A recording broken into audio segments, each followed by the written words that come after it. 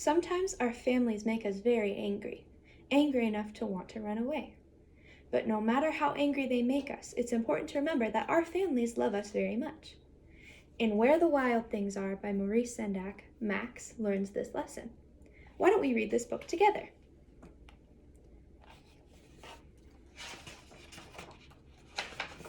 Where the Wild Things Are by Maurice Sendak. The night Max wore his wolf suit and made mischief of one kind and another, his mother called him Wild Thing, and Max said, "I'll eat you up." So he was sent to bed without eating anything. That very night in Max's room, a forest grew and grew and grew until his ceiling hung with vines and the walls became a world all around. And an ocean tumbled by with a private boat for Max, and he sailed off through night and day.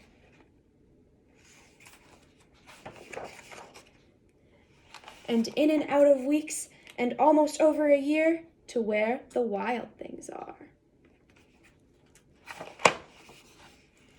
And when he came to the place where the wild things are, they roared their terrible roars and gnashed their terrible teeth, and rolled their terrible eyes and showed their terrible claws. Till Max said, "Be still," and tamed them with the magic trick of staring into all their yellow eyes without blinking once. And they were frightened and called him the most wild thing of all. And made him king of all wild things. "And now," cried Max, "let the wild rumpus begin."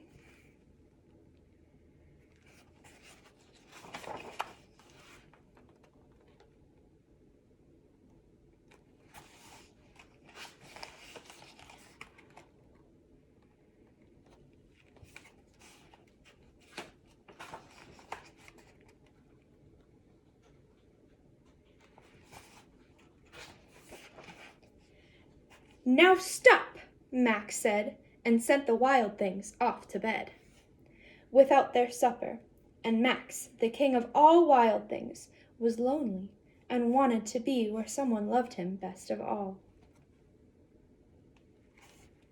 Then all around, from far away, across the world, he smelled good things to eat. So he gave up being king of where the wild things are.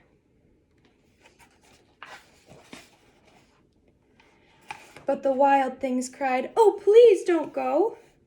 We'll eat you up. We love you so." And Max said, "No." The wild things roared their terrible roars and gnashed their terrible teeth, and rolled their terrible eyes and showed their terrible claws. But Max stepped into his private boat and waved goodbye, and sailed back over a year and in and out of weeks and through a day.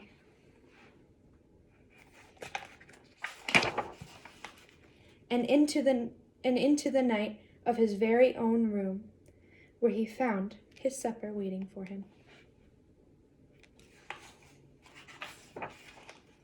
And it was still hot.